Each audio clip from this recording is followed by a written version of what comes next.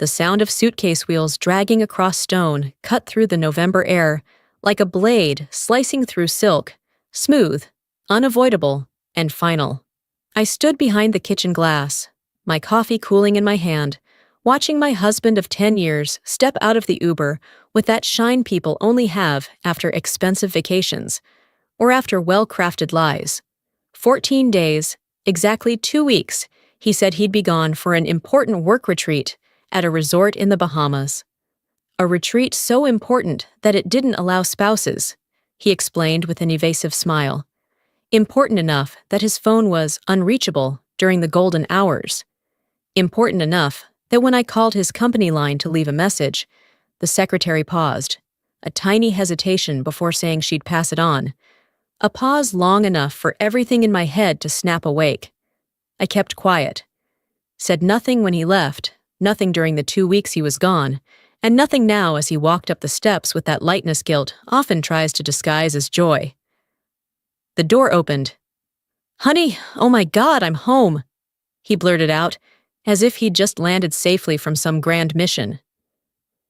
He looked strangely radiant.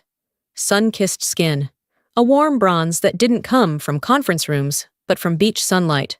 Bright eyes, well-rested, more alert than he'd been in months. He wore a new linen shirt, thin white, the kind people buy when they're trying to turn themselves into some alternate version of who they are. He put his bag down and walked over to hug me. I hugged him back, felt his arms, smelled a strange cologne, one that made my stomach drop. "How was it?" I asked, keeping my voice even, almost indifferent. "Exhausting." He sighed in a performative way, stepping back just enough to set up the perfect script. Back-to-back sessions, workshops, networking every night. Almost couldn't breathe, but productive. Very productive. I nodded slowly, took a sip of cold coffee, watching him watch me. He was good at this. I'll give him that. A decade together had taught him how to read my moods, adjust his words to match the temperature.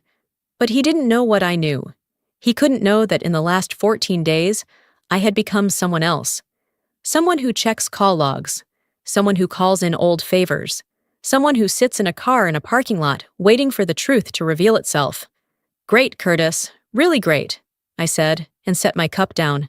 "You look tired. Go shower, unpack. I'll get dinner ready." Something flickered on his face. Subtle, like relief.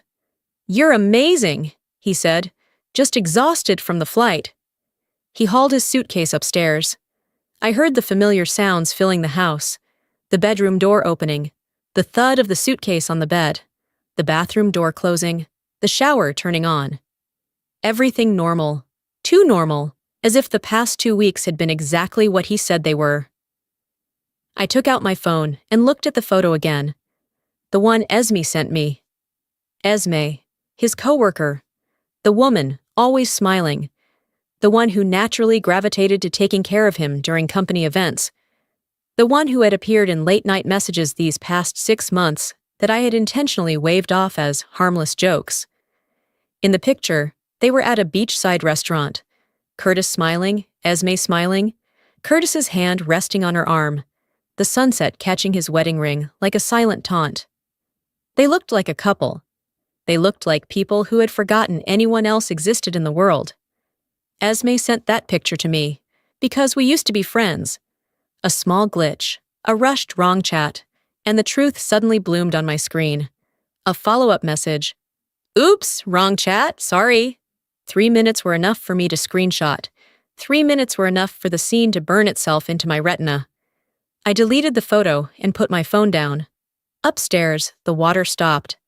I heard him humming as he dried his hair, the sound of a towel wrapping around him, the sound of normalcy, of something he thought he still had the right to fake. Then he came downstairs in a sweatshirt, hair still damp, soft in a way that reminded me of the man I married. For a moment, an old instinct stirred, wanting to comfort, wanting to believe. But I remembered. I remembered the small signs he tried to hide, silenced notifications, a sentence slipped out of pattern, an action adjusted to fit a story. I stayed calm. I had spent 2 weeks mastering this. reading pauses, guessing what was being hidden inside the silence. "Hungry?" he asked, trying to keep the conversation flowing like nothing had happened. I slid my phone into my pocket, smiled lightly, a smile I had practiced to hide the blade under the calm surface. "I made your favorites," I said. He sat down slowly, as if everything was fine. He talked. About meetings, about a guest speaker who said something that changed his perspective, about a night with good wine.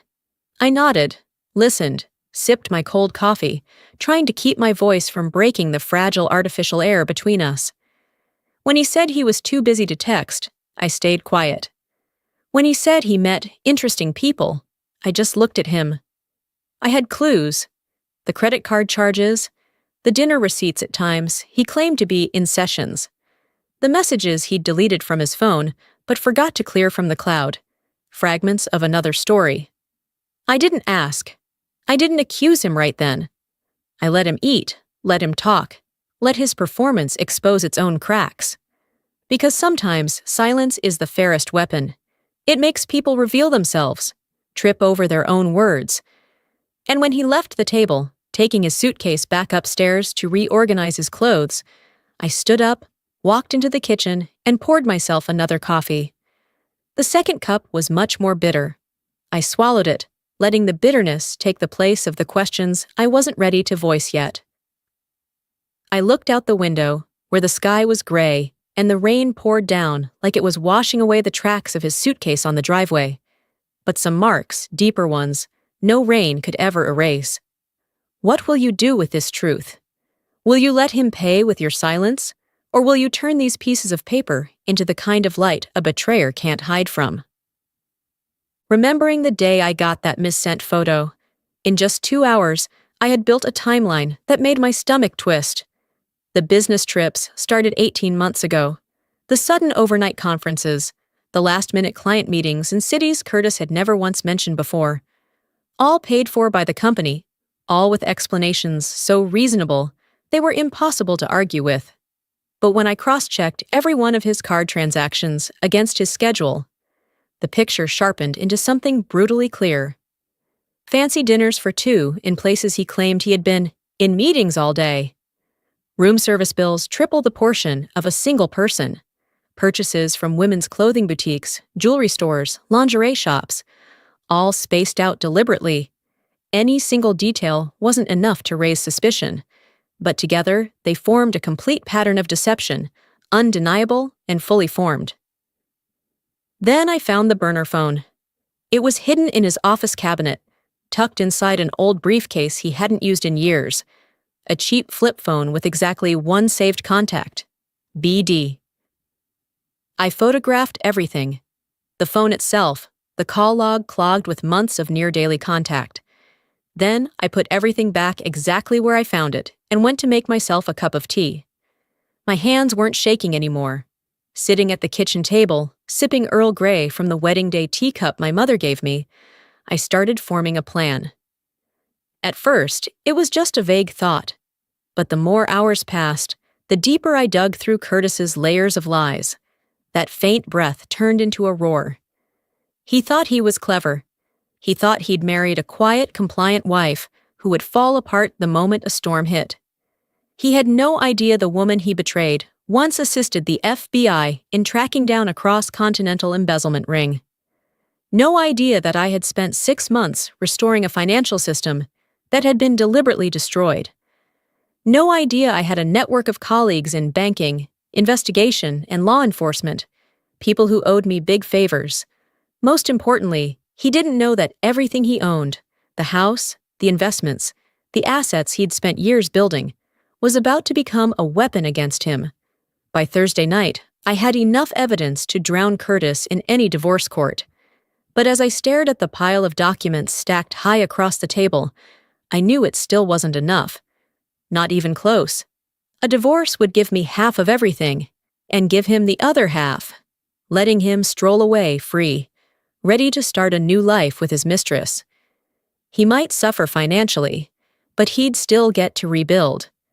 That wasn't justice. That was just division.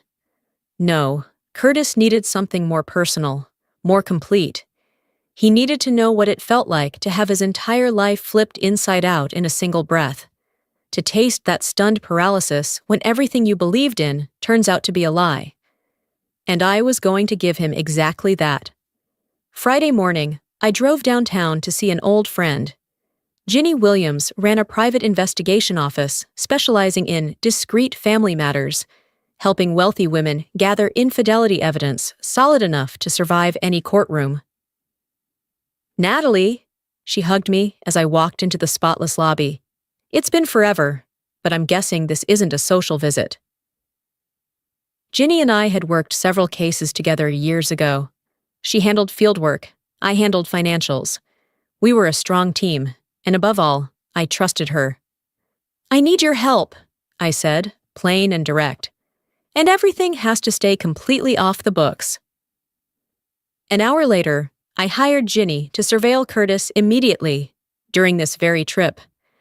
I also hired her partner, Mateo, a former federal agent, to run background checks on anyone Curtis had been in contact with in the past year. She looked at me, reading the tension in my eyes. "Promise me you're not going to do something stupid. I've seen brilliant women do reckless things when they're hurt." "I'm not angry," I said, and realized it was true. The blaze of fury from the first night had frozen into something colder, sharper, more focused. I'm operating systematically. That afternoon, I made 3 more stops. First, my attorney's office, where I quietly updated my will and established a trust to protect my personal assets in case of divorce.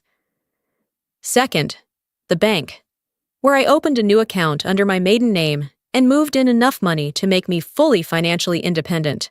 When Curtis called that evening to check if I was okay, I was already fully prepared. "How's the Bahamas?"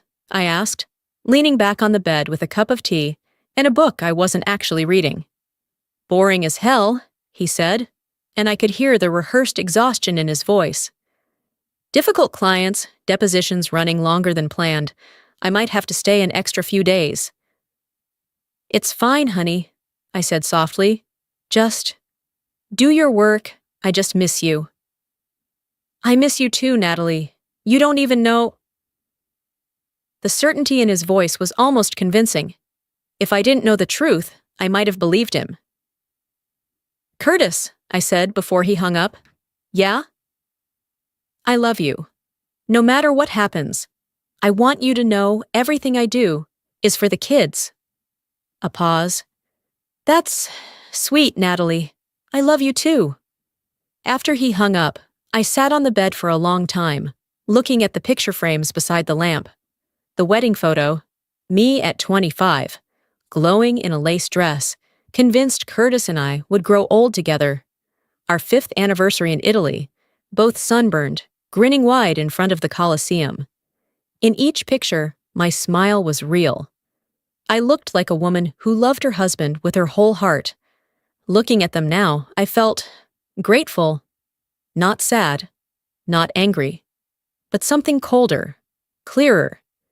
Because the woman in those photos, the one who believed in fairy tales and forever, she was gone. In her place was someone else, stronger, smarter, and infinitely more dangerous. Curtis had created his own worst enemy, and he didn't even know it. Saturday morning, the first truly brutal news arrived. Mateo called at 7 a.m. with a preliminary report. "Her name is Esme Whitaker," he said bluntly. 28, paralegal at Hartley & Associates, the same firm your husband is consulting with. I tightened my grip on the phone. "How long?" "Bust on what I found. About 14 months. She joined 18 months ago, and the unusual charges on Curtis's card started about 4 weeks after." 14 months. Over a year of lies. Curtis coming home every night after spending the entire day with her. Me still cooking his favorite meals, doing his laundry, planning our future, while he quietly built a different future with someone else. "There's more," Mateo said. "She's pregnant." The phone slipped from my hand and clattered against the table. For a few seconds, the world went completely silent. Then I picked it back up, my voice perfectly steady. How far along? Around 3 months. She's had multiple checkups. Curtis paid with a separate credit card. 3 months, which meant Curtis had known at least a month, probably more. And he still got into bed next to me, still planned work trips, still played the role of devoted husband while his mistress carried his child. Send me everything, I said. Every detail, every photo, every receipt. Natalie, one more thing. She's also married, but her husband seems unaware. After that, I sat in the flawless kitchen of our flawless home and laughed. A real laugh, until tears streamed down my face. Everything was worse than I imagined. So bad it became absurd. Curtis wasn't just cheating. He was building an entirely new family while pretending nothing was wrong with me. 2 parallel lives, and he thought he was smart enough to keep them balanced forever. But he didn't know his mistress also had 2 households. I spent the rest of Saturday piecing together the full scope of Curtis's betrayal. The financial evidence alone was enough to ruin him. Secret credit cards, hidden cash withdrawals, expensive gifts, prenatal bills. But when combined with Ginny's surveillance photos, Mateo's timeline, and the call logs I'd gathered myself, the picture was frighteningly clear. Curtis Harlow, the husband everyone admired, was actually a liar, a cheat, a fraud. He was siphoning money from our joint account to support a pregnant mistress, while lying to me about work trips that were actually romantic getaways. But the worst part wasn't the cheating, it was the cowardice. He didn't have the courage to end our marriage before starting another life. He chose to leave me hanging, waiting, trusting, while he tried to enjoy both worlds. By Sunday night, I had a plan. Complete, ruthless, unbreakable.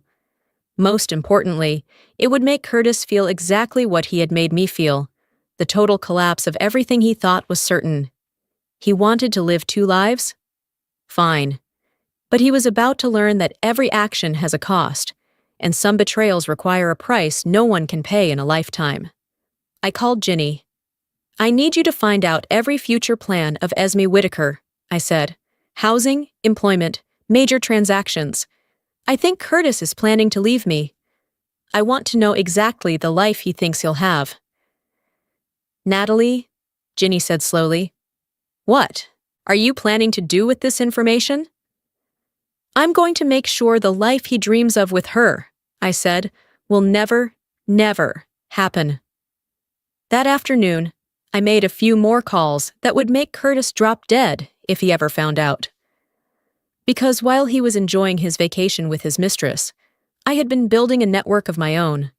My first call was to Amanda Foster, a reporter who specialized in legal affairs and professional misconduct at the Portland Tribune. Amanda and I had worked together on a judicial corruption case 2 years ago, and she still owed me a significant favor. I have a story for you, I said. A well-known consultant in the area has been using client money to support his pregnant mistress while lying to his wife about business trips. Interested? Very, Amanda replied instantly. How solid is your evidence? Rock solid, financial records, photos, witness statements, everything. When do you want to go public? Soon, I said. I'll let you know.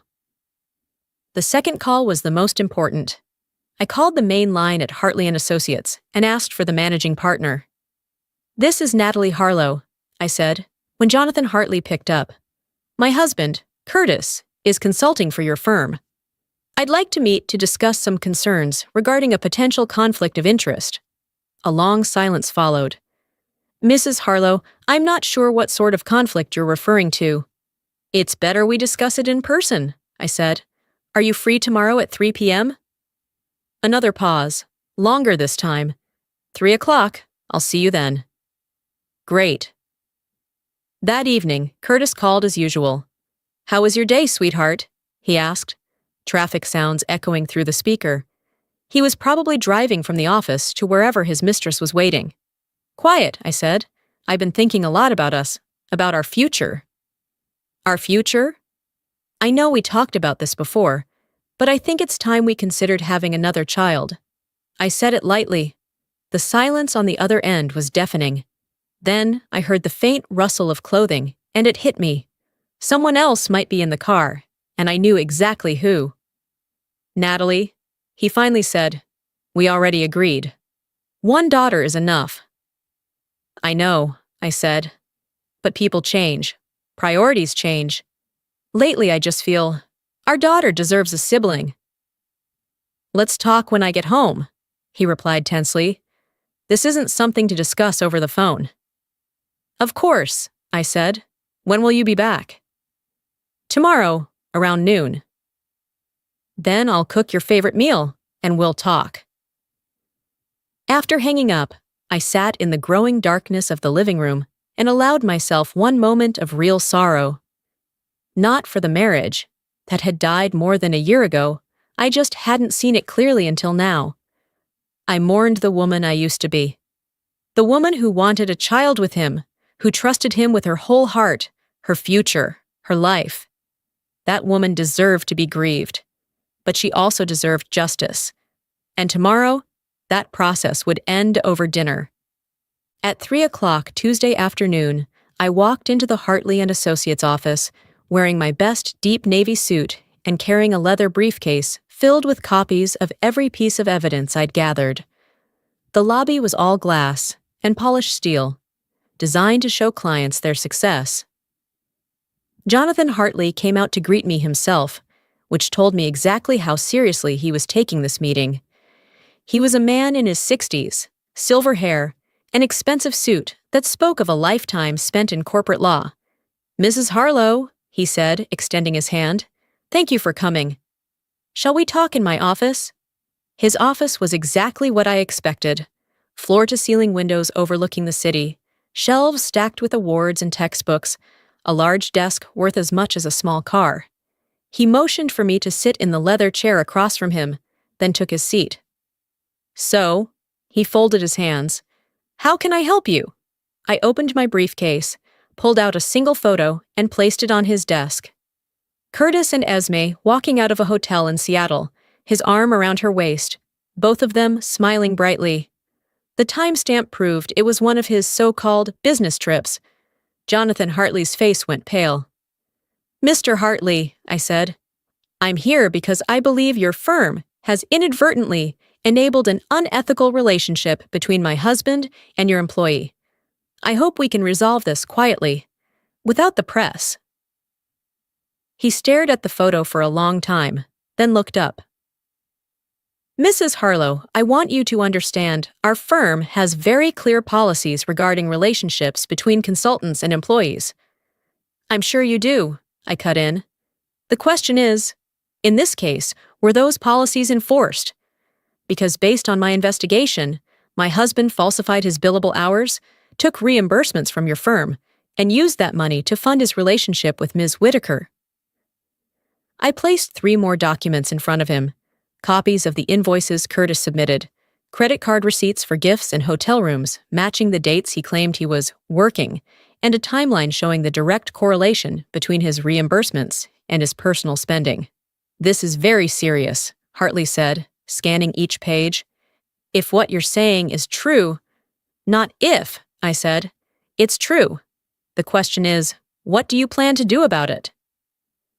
He stayed silent for a long time, reviewing each piece of evidence with the precision of a seasoned CEO. Finally, he looked up. "What do you want, Mrs. Harlow?" "I want the firm to terminate Curtis's consulting contract immediately," I said. "I want Esme Whitaker removed from her position." "And if we agree?" "Then this ends here," I said. "No press, no public humiliation." "And if we don't?" I stood, calmly gathering the documents back into my briefcase.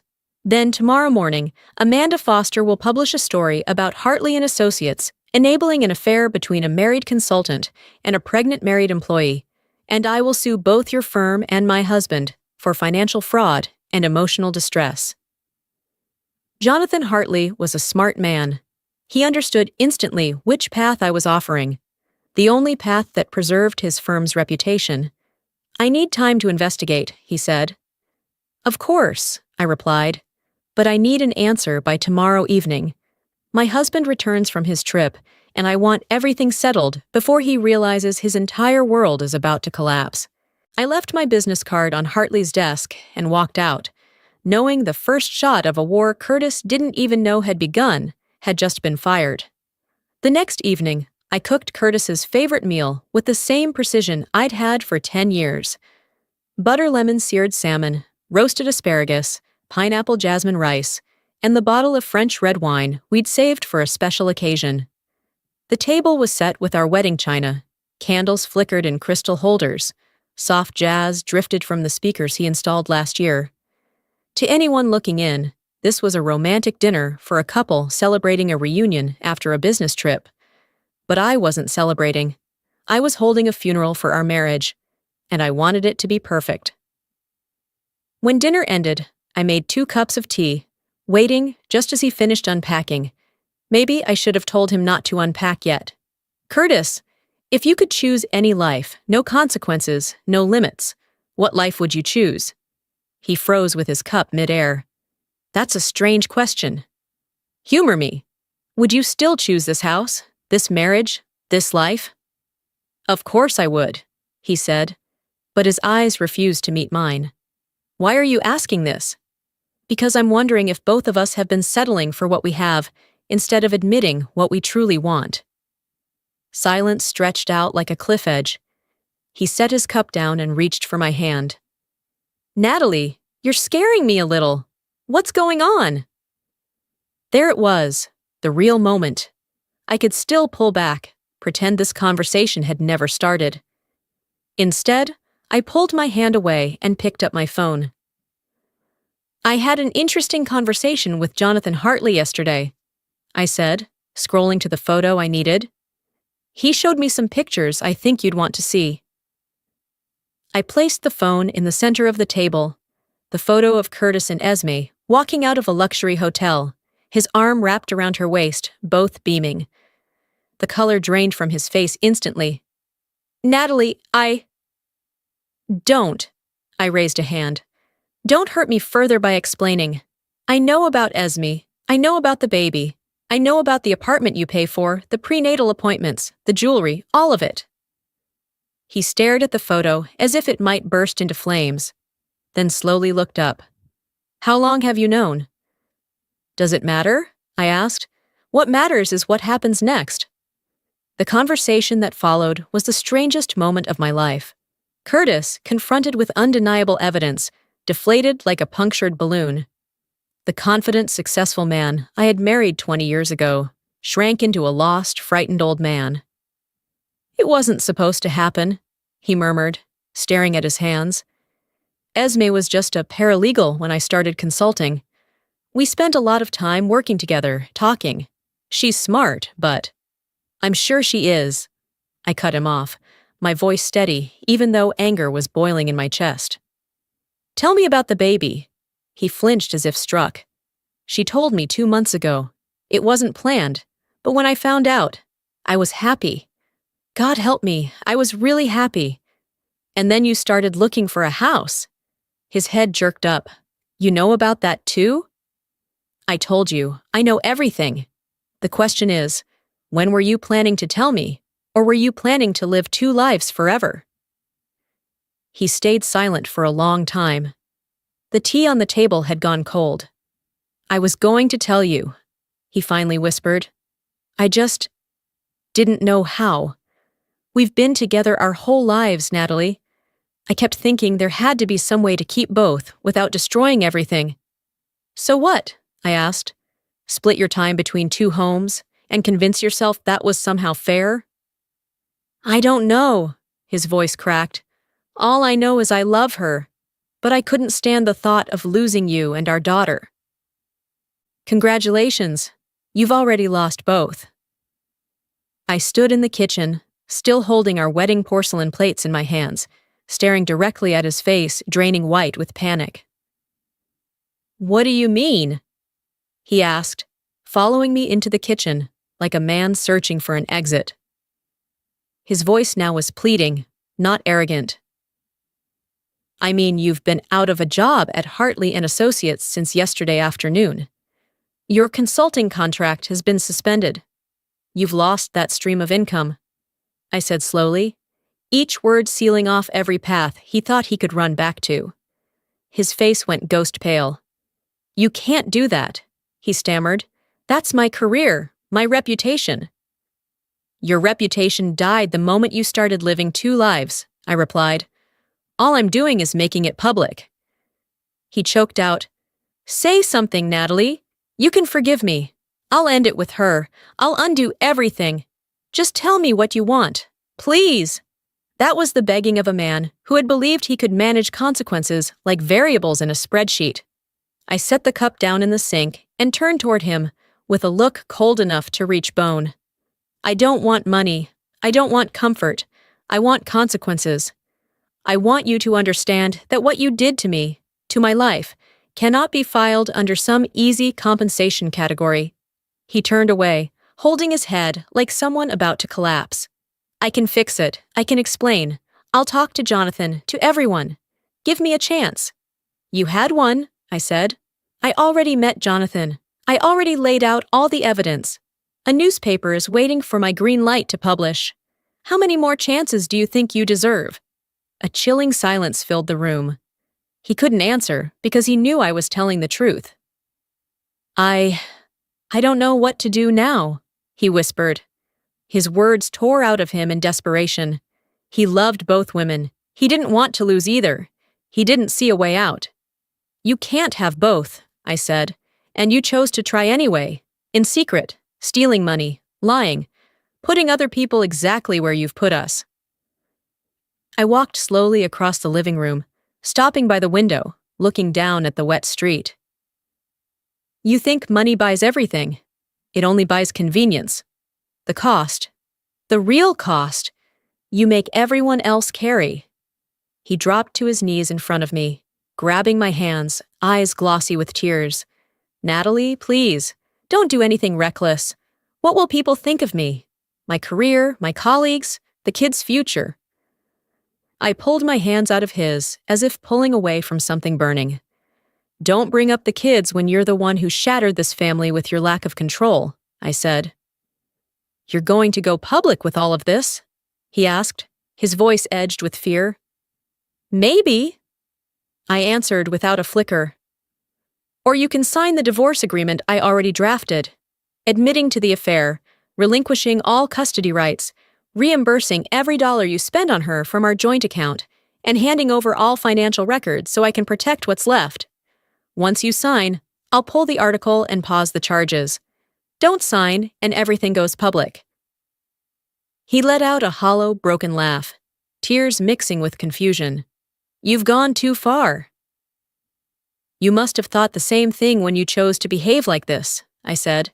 You promised to fix it. But you lived with her while lying to me. You used our money to fund someone else's future. That doesn't get cleaned up with an apology. I had prepared for this moment meticulously. Every step, every phone call, every meeting wasn't emotional impulse. It was strategy. Amanda has already scheduled the release. She's just waiting for my go. He fell silent, his mouth moving like he wanted to speak, but couldn't form the words. And more than that, I continued, my voice calm like a verdict. I've opened my own account, established a trust, and have documentation proving you withdrew money from our joint account to fund her expenses. I'm preparing a civil suit for fraud, and you know exactly what that means for your career and your name. He nodded wordlessly, realizing his game had spun completely out of control. I want you to leave, I said, cutting cleanly. Today, pack what you need and go. Don't create a scene. Don't say anything to our daughter. I'm not throwing you out. I'm giving you a choice. Leave quietly or be dragged out in disgrace. Choose, Curtis. He stepped back, eyes wet. So, if I go, you'll wait for the signature? You can come to my lawyer's office tomorrow morning to sign. If you don't show up, I send everything to Amanda and my lawyer files the suit. That's all. He couldn't believe it, but in the end, he lowered his head, his voice hollow. I'll go now. I heard the suitcase wheels rolling across the hardwood floor as he packed in. A panic, felt the final crack, of all the years behind us. The door closed behind him with a soft but decisive click. I stood in the kitchen, wiping down dishes that had already gone cold, and for the first time in a very long time, I felt something else. Not relief, not satisfaction, but a cold emptiness, as if the most brutal part of the process had only just begun, and I was ready for whatever came next. As the thin rain slid down the kitchen window like gray pencil strokes, I drove with Ginny to Liam Whitaker's house, a 2-story wood home, warm yellow porch light, and a front yard trimmed too perfectly, the kind of perfection kept by someone trying desperately to hold on to normalcy inside a marriage that had been rotting without them knowing. I parked, turned off the engine, and sat for a few seconds. My heartbeat was steady, neither fast nor slow, a calm I didn't expect to possess. Ginny stayed in the car as I walked across the yard and rang the doorbell. The door opened after exactly 3 seconds, fast enough to reveal the kind of sleeplessness people pretend they don't have. It was him, Liam Whitaker. He stared at me, searching his memory for who I might be. "And you are?" "I'm Natalie Harlow," I said. "Wife of Curtis, your wife's lover." That moment, I saw it clearly. He looked at me as if I were someone diseased, or perhaps as if his world had just cracked open. I said nothing more. I simply lifted the brown envelope. "Evidence." "We need to talk," I said. "Privately." He stepped aside, giving way. "Come in." The house was dead quiet, but when I saw the half-assembled baby crib and the baby items still wrapped on the floor, I wasn't sure if this visit was the right thing. This betrayed husband had been spending his evenings preparing for a child he believed was his, and I didn't know whether the baby belonged to my husband or to Liam. He led me to the dining table. A half-finished glass of whiskey sat there. The chair across from it was empty. I knew Esme hadn't come home tonight, and likely many nights before. I placed the envelope on the table. I didn't push it toward him. I left it in the center, like an explosive device waiting for someone to trigger. Liam swallowed hard. "How long?" "At least 14 months, I said. "Maybe more." His eyes narrowed. A heavy exhale. I slid the envelope toward him. "Everything is in there. Messages, call logs, hotel invoices, photos, and—" I paused. The voicemail recordings she sent Curtis. His hand froze before touching the envelope, like he knew that once he opened it, his current life would be over. "The baby?" he wanted to ask. "Whose baby?" "Don't know," I said. He picked up the envelope. Thud. The soft sound of the flap opening somehow echoed in the entire house like a gunshot. I didn't look at the papers. I looked at him, at the way his hands trembled as he held the printed messages. There was a moment where his eyes widened, as if someone had cut a straight line through the center of his trust. The whiskey glass was knocked to the ground, shattering. Like his heart. He braced himself on the table, head lowered, his whole body tightening just to stay upright. I waited. I didn't touch him, didn't console, didn't offer a single empty line. After a long time, he finally lifted his head. "Thank you," he said quietly. His voice was gravel, scraped raw. He let out a crooked, broken laugh. "You know," he poured himself more whiskey. "I always thought I was the bad husband, that she was distant because I wasn't enough." He took a sip. "But some people, it's not about lacking. It's about greed." "I know," I said. "I used to think the same thing about myself."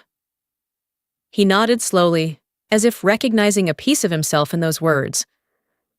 "What's your plan now?" he asked. I looked straight at him. "I don't have a plan.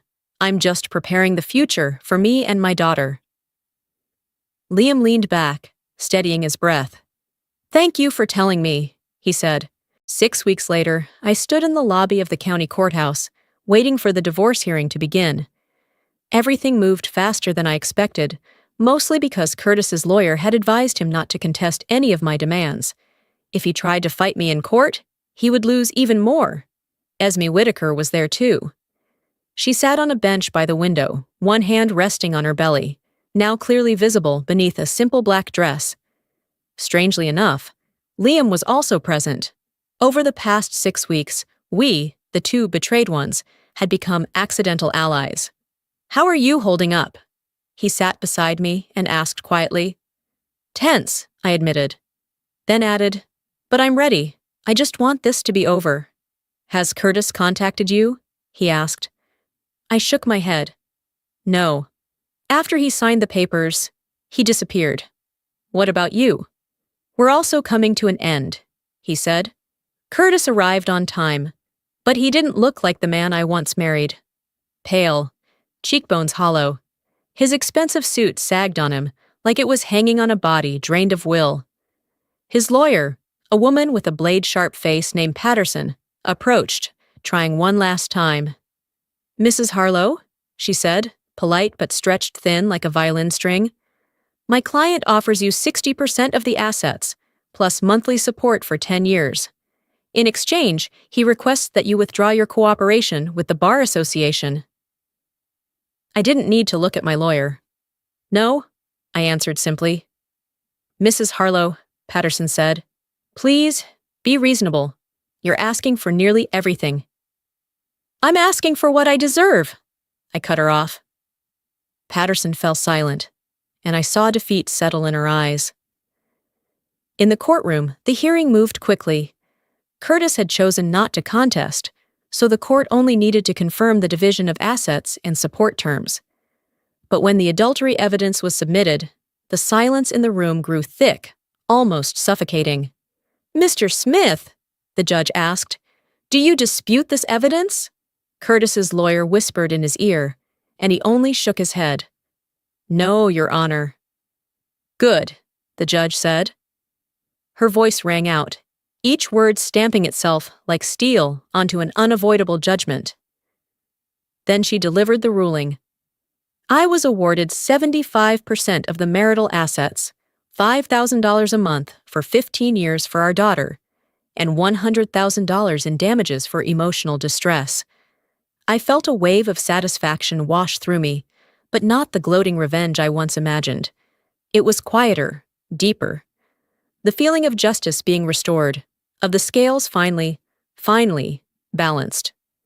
After the hearing, Curtis walked toward me. His face was gaunt, his voice hoarse and bitter like ash. "Natalie," he said, voice breaking, "I know I don't deserve your forgiveness, but is there any chance that someday we could be friends? That we could salvage something after all the years we had together?" I genuinely considered his question, looking at the man who had shared a bed with me, dreamed with me, grown into adulthood with me. The man who held me when my father died, who celebrated with me when we found out I was pregnant, who danced with me at friends' anniversary parties and talked with me about growing old. That man had been real, at least for a certain time, but he had completely changed when he chose to stand beside another woman. "I don't know," I said truthfully. "Maybe one day, when the pain isn't so fresh and the betrayal doesn't hurt so sharply, we could have a decent conversation." He nodded slowly as if he had expected that answer. As he turned to walk away, he looked back at me one last time. "I really did love you, Natalie. I know you don't believe that anymore, but it's the truth." "I know once," I said, "but love without loyalty isn't really love, and we're standing here today because it was missing." He turned away, said nothing more. And I knew that was likely the last conversation we would ever have. Two people who once promised to grow old together. Curtis lost his job. The firm he had been consulting for terminated his contract. From a man earning millions, he now works as a consultant for a small company, making not even a tenth of what he used to.